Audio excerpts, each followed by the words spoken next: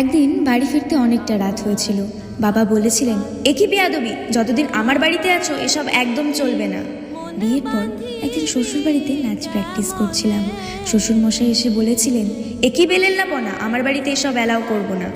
আমার স্বামী আমার চোখের জল দেখে বলেছিল, চিন্তা করো না, আমি বদলি হচ্ছি, শহরের বাড়িটা শুধু আমাদের হবে।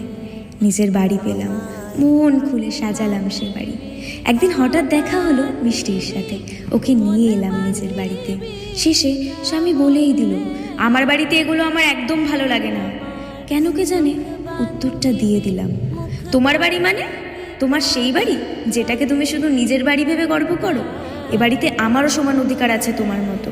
তোমার বাড়িকে ঘর আমি বানিয়ে তুলেছি, ঘাম রক্ত ঝরিয়ে। মেয়েদের নিজের বাড়ি হয় না জাতীয় কথা বলে মেয়েরা যদি নিজেরাই নিজেদের অধিকার ছেড়ে দেয়, তাহলে গৃহহীন হয়ে বাঁচবে তারা, গৃহহীন হয়েই